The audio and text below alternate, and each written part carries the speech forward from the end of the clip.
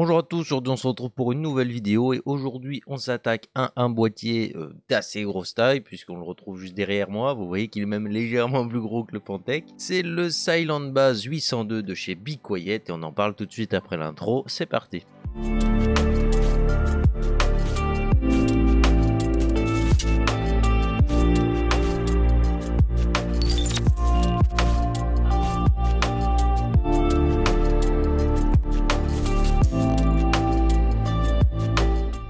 Comme je vous l'ai dit tout de suite avant l'intro, aujourd'hui on se retrouve pour un boîtier un petit peu spécial, c'est le Silent Bass 802 de chez Be Quiet. Alors déjà je tiens fortement à les remercier puisqu'ils me l'ont envoyé pour que je puisse l'essayer aujourd'hui. Et il va servir justement à la plateforme de test pour pouvoir tester justement tout ce qui est ventilateur, water cooling, etc. etc. Donc avec ce genre de boîtier on va avoir une capacité d'intégration qui est assez insolente. Mais en dehors de ça on va avoir un truc qui va être vraiment bien. Et j'insiste très fortement là-dessus, c'est sa polyvalence. C'est ce que vous allez découvrir tout au long de cette vidéo, c'est que ce boîtier, c'est pas un boîtier, c'est plein de boîtiers réunis en un seul et ça c'est excellent. Donc on va voir ça tout de suite. Enfin, comme je vous l'ai dit, Be Quiet me l'a envoyé, donc j'ai le droit de dire absolument ce que je veux, mais ce boîtier, je ne l'ai pas eu par mes propres moyens. C'est eux qui me l'ont vraiment fourni, et franchement, je leur dis juste un énorme merci, puisque ça va vraiment m'enlever une épine du pied. Je sais que tout ce que je vais tester, ça va être là-dedans, et comme ça, j'ai plus à me prendre la tête à démonter mon PC personnel. Je pense que je les remercierai jamais assez, justement, de m'avoir fourni autant de matériel pour la plateforme de test, et ça, c'est juste cool. Je vous propose que la vidéo s'organise de cette manière. D'abord, on va faire un petit peu le tour de ce boîtier au niveau de l'extérieur et puis on ira petit à petit vers l'intérieur et puis je vous montrerai au final toutes les fonctionnalités qui sont possibles avec ce boîtier qui sont juste incroyables. Alors on va attaquer directement. Alors quand on le sort de la boîte c'est très simple, on va voir directement ce boîtier, il va falloir assembler les pieds. Faut forcer un peu pour les emboîter mais une fois que c'est emboîté ça bouge plus. Donc je sais pas comment on les ressort mais dans tous les cas on les bougera plus d'ici quoi. Tu les mets, tu bouges plus. Moi tu sais qu'ils partiront pas en vacances tout seuls. Bah après tu vas recevoir justement le pack qui fait de ce boîtier qu'il est unique en son genre puisque tu as la façade en mèche comme il y a juste derrière moi, c'est pour ça qu'on voit les ventilateurs, une façade entièrement pleine avec justement de l'isolant acoustique à l'intérieur pour t'offrir un silence du feu de Dieu, et puis sur le dessus tu as un petit peu le même combo avec un dessus totalement en mèche ou un dessus totalement fermé, et du coup ça te permet justement de faire ou des combinaisons entre silence et performance ou du full performance, full silence. Bien entendu vous me connaissez, j'ai comparé le bruit et les performances des deux situations où on serait totalement fermé ou totalement ouvert. Ça vous pourrez voir si vous pouvez le laisser tout ouvert tout en ayant un niveau de bruit raisonnable ou si malheureusement quand vous le fermez vous avez du silence de ouf mais vous perdez beaucoup en performance. Donc ça va vous permettre justement de voir tout ça. Moi personnellement j'ai pris ce boîtier en version fenêtrée pour voir un petit peu ce qui se passe dedans. Moi j'aime bien, mais après il faut savoir que ce boîtier existe en version totalement fermée pour ceux qui veulent une station de travail totalement inaudible, donc c'est possible. Et puis pour ceux qui ont justement acheté la version fenêtrée ou la version fermée, sachez que vous pouvez acheter les panneaux qui vous manquent. Donc moi par exemple je pourrais acheter un panneau plein pour justement remplacer ma vitre et comme ça je peux avoir mon boîtier totalement fermé. Et puis si jamais je voulais voir mon câble management, je pourrais acheter une deuxième porte en vitre pour y mettre de l'autre côté et comme ça je pourrais voir un petit peu mes câbles. Sinon au niveau des dimensions, tout ça, on se retrouve ici sur un boîtier qui nous fait 53,9 cm de profondeur pour 28,1 cm de large, donc c'est vraiment très large. Et puis on va avoir une hauteur de 55,3 cm, ce qui est plutôt assez haut comme vous pouvez le voir. C'est vrai que le Fantech il fait quand même vachement plus petit à côté, hein. J'avais pas remarqué mais il y a une petite dominance ici quand même. Donc justement si vous pouvez en déduire que s'il est énorme, vous pourrez mettre des refroidissements vraiment incroyables à l'intérieur. On en parlera un petit peu plus tard. Sinon pour continuer un petit peu le tour de l'extérieur, au niveau du panel, on va avoir de quoi? On va avoir un Rheobus avec 4 vitesses de contrôle. Donc vous avez 1, 2 et 3 qui vont être contrôlés purement avec le voltage. Donc en gros vous aurez 5 volts, 8 volts, 12 volts il me semble. Et puis après vous aurez un mode automatique et là c'est la carte mère qui se met à gérer tout ça. C'est vous qui voyez mais personnellement je trouve que c'est très utile justement ce petit Rheobus et personnellement je vais l'utiliser pour mes tests. À côté de tout ça vous avez deux USB 3.1, un USB type C qui est très utile. On va se retrouver également avec une prise micro et une prise pour votre casque, comme ça les deux sont séparés. Quand vous avez une seule prise, de toute façon Windows il sait jamais si c'est un micro ou un casque, alors au final mettre deux prises ça facilite la vie à tout le monde et ça c'est juste top. Sinon on va avoir la petite LED du disque dur, le bouton reset et le bouton power bien massif au milieu que j'aime très fortement chez Be Quiet. Je sais pas pourquoi, c'est un truc qui me plaît sans même avoir de vraies raisons. Sinon au niveau de l'extension justement de l'arrière, on va avoir la possibilité de mettre 7 slots d'extension pour les cartes graphiques, donc ça fait pas mal. Plus de slots à la verticale, le riser n'est pas fourni donc j'allais râler parce qu'il y est pas, mais Fantech vous fait un boîtier à 250, il y est pas non plus et voilà. Donc au final on va pas trop se plaindre parce que les concurrents ils font pas mieux. Mais moi je trouve toujours que c'est dommage parce qu'on paye un boîtier très haut de gamme. Bon là il est très bien construit.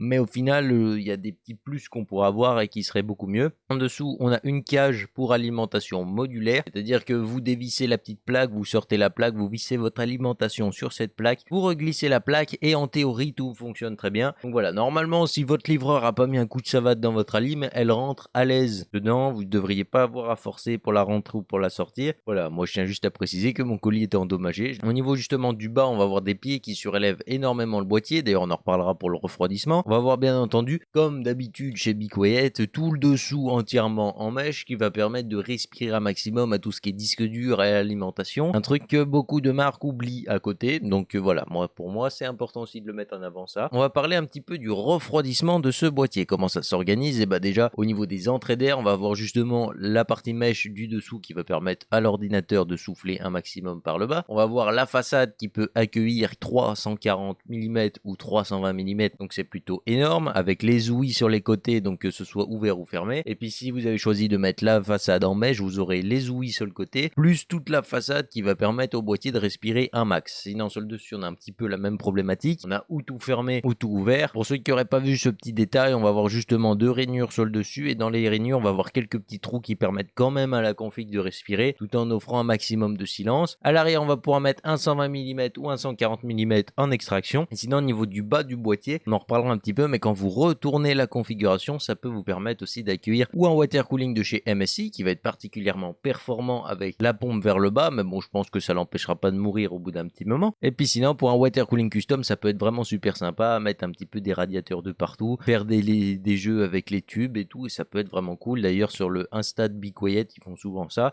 et je trouve que c'est très joli à regarder. Donc comme vous l'aurez compris, niveau refroidissement, on n'a pas trop de problème. D'ailleurs, qu'est-ce qui est préinstallé au niveau du refroidissement à l'intérieur? 3 Pure Wings ici en 140 mm. Le 140 mm est un choix très judicieux de la part de Be Quiet puisqu'il vous permet de gagner énormément en silence. En fait, c'est juste que à vitesse égale à un 120 mm, ils produisent beaucoup plus d'air, donc vous n'avez pas besoin de les faire tourner plus vite, donc vous gagnez en silence. Voilà, c'est un calcul assez vite fait.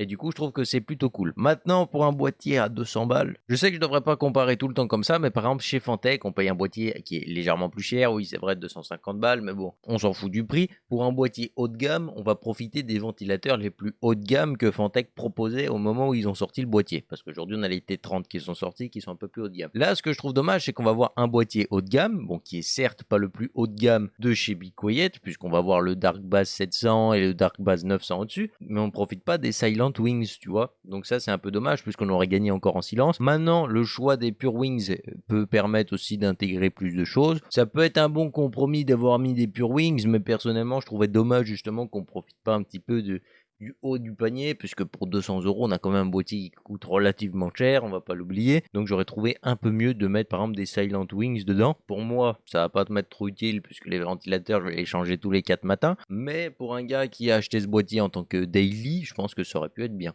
Et du coup, tant qu'on parle un petit peu de la partie refroidissement, et ben, je vais vous proposer des graphiques avec les températures, qu'ils soient tout ouverts ou tout fermés, et puis même avec les niveaux sonores. Et puis je vous propose qu'on continue la vidéo juste après. Et comme ça vous donnera déjà un ordre d'idée. Au niveau de la configuration de test, justement, vous la retrouvez dans la description. Au niveau du protocole de test, justement, des températures, la config était très simple. On va avoir un Ryzen 5 overclocké à 4,1 GHz pour 1,38 volts. On va avoir une B550E Gaming de chez Asus. On va avoir également une Titan X, 16 Go de RAM de chez Corsair en 3000 MHz casse 16. On va avoir également un water cooling de chez Be Quiet avec le Silent Loop 2 280 mm. Et au niveau du stockage, on sera ici sur un Pnai CS3030. Le tout alimenté avec une Pure Power 11 qu'on a présenté également, que je vous mets juste là. Et puis voilà, en gros là vous avez à peu près toute la configuration de test. Bien entendu, j'ai mesuré la température de la pièce avant et après, que j'ai soustrait à la température des composants. Et j'ai mesuré la température à la vitesse du Robus 1, 2 et 3, comme ça on verra une belle différence même sur toute la vitesse des ventilateurs. Tous les ventilateurs du boîtier étaient connectés au Reobus, donc comme ça, pas de triche ici, ils étaient tous à la même vitesse. J'ai fait chauffer le water cooling pendant 1 heure, comme ça évite justement d'avoir l'avantage du liquide frais pour le premier des tests, parce que bon, c'est tout ce que ça peut vite tricher. Normalement, vous avez tous les renseignements essentiels à ce test pour comprendre un petit peu comment ça s'est passé. Et du coup, je vous propose qu'on se reprenne tout de suite après les graphiques pour continuer un petit peu la présentation du boîtier.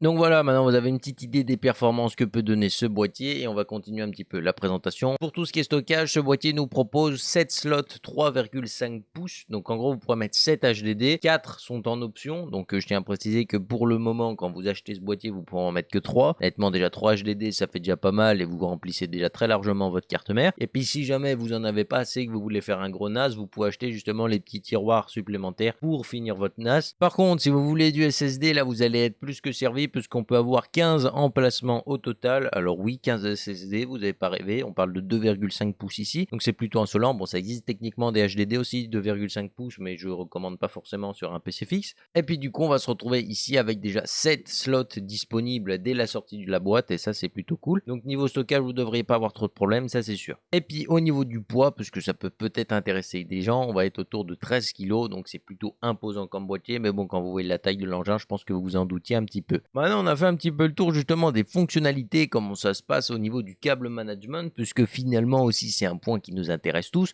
On va avoir énormément de place à l'arrière, puisque le boîtier est très large, donc moi je pense que vous avez environ 4 cm. Normalement, je vous mets une photo où il y a une règle à côté, donc comme ça vous pourrez voir. Là, j'ai plus la donnée en tête. Mais voilà, c'est vraiment très profond, vous avez vraiment de quoi mettre énormément de câbles sans trop de problèmes. D'ailleurs, je vous mettrai un petit exemple de comment j'ai câblé tout ça en fin de vidéo, comme ça peut peut-être aider ceux qui achètent ce boîtier à justement voir où ils peuvent faire passer certains câbles. Donc par exemple les câbles de la façade, c'est pareil pour tout le monde, donc ça peut faciliter déjà ça. Et puis tout le reste, ça dépendra un petit peu de vous, mais globalement ça restera à peu près pareil. Ça va vous permettre justement de vous faciliter un petit peu le câble management et de voir un petit peu comment moi je m'y suis pris. Pour le reste du câble management, on a vraiment des trous qui sont bien placés. Au niveau du haut de la carte mère, on a toute la place qu'on veut. On a l'espace tout le long du plateau de la carte mère qui va permettre de mettre énormément de fils. On va avoir justement le même un petit peu en bas, mais en beaucoup moins épais, qui va vous permettre encore une fois de passer énormément de fils. Et puis si on se fait côté, vous avez 3 trous avec 3 cache-câbles, donc ça c'est plutôt cool en caoutchouc. Il s'enlève pas en plus parce que j'avais eu un boîtier Corsair, il s'enlevait dès que tu passais un câble, c'était chiant. Alors que là, il reste bien à leur place et franchement, c'est un gain de temps de ouf et ça fait très joli une fois que c'est fini. Après, niveau du montage, justement, tant qu'on parle un petit peu de ce genre de facilité, sachez que vous pouvez sortir le water cooling sur le tiroir. Alors, chez Big Quiet, c'est connu depuis longtemps. En fait, vous avez 2 petites vis en haut et ça vous fait comme un tiroir où vous pouvez sortir le water cooling. Ne le sortez pas jusqu'au bout, puisque je tiens à préciser qu'il n'a pas de butée. Donc, si vous le tirez jusqu'au bout, vous pouvez techniquement aller monter votre water cooling au salon puis revenir le mettre dans votre chambre et puis le monter. Je comprends pas trop, mais si jamais vous voulez faire comme moi, le monter directement sur le boîtier, pensez à pas trop tirer le tiroir, sinon quand vous allez mettre le water cooling, ça va tout se casser la gueule et c'est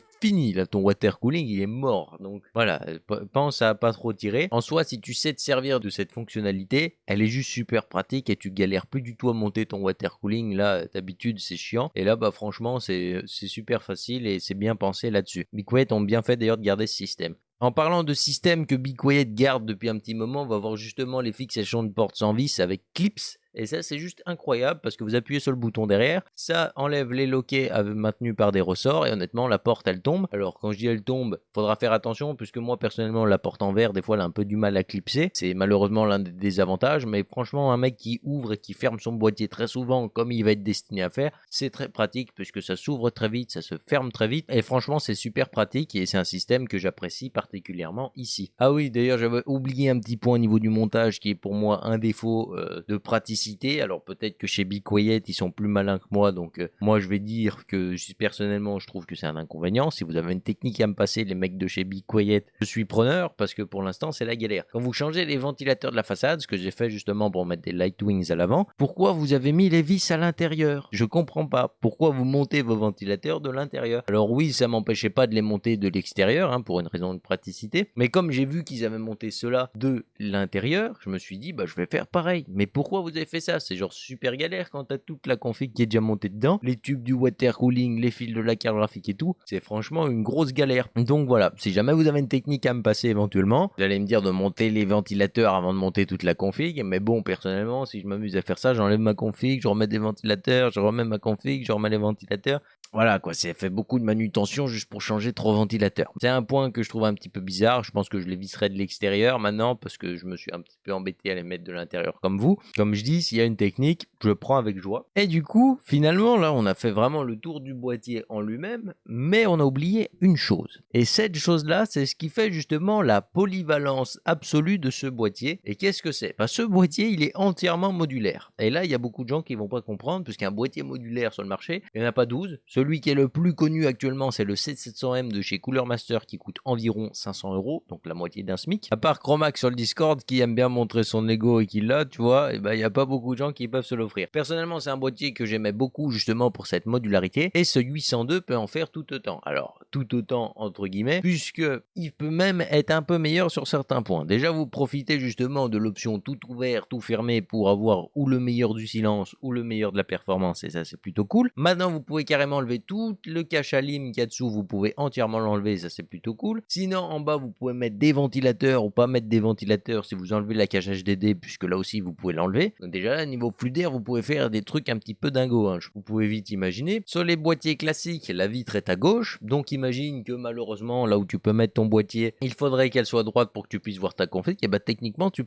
mets ta vitre à droite et puis tu retournes ta configuration, puisque le plateau de la carte mère est entièrement démontable et tu pourras le retourner. Alors Be Quiet a fait une vidéo justement pour pouvoir le faire. Je voulais le faire à la base et puis quand j'ai vu le temps que ça prenait par contre de retourner le boîtier, moi personnellement quand j'ai vu déjà le temps que je prenais à faire cette vidéo pour tout dire, je me suis dit ça pourrait être possible et puis finalement bah, j'ai eu quelques contretemps qui m'ont empêché justement de le faire, mais ça m'empêchera pas de le faire un jour. Et pourquoi pas le faire en vidéo d'ailleurs. Mais du coup vous pouvez retourner entièrement la configuration et vous retrouvez avec le processeur en bas, la carte graphique en haut. Entre le moment où on passe du PC au sens normal au PC au sens renversé, on peut même faire autre chose qui est très intéressant avec ce boîtier, mais que encore une fois pour une raison de temps c'est peut-être pas forcément le plus rentable, c'est de se servir du plateau de la carte mère comme table de bench, puisqu'il vous le propose aussi. On a déjà les pieds qui sont intégrés avec des petits coussinets caoutchouc et ça peut être très utile ici aussi si jamais vous voulez tester votre configuration avant même de la monter dans le boîtier. Ça prend énormément de temps justement les boîtiers modulaires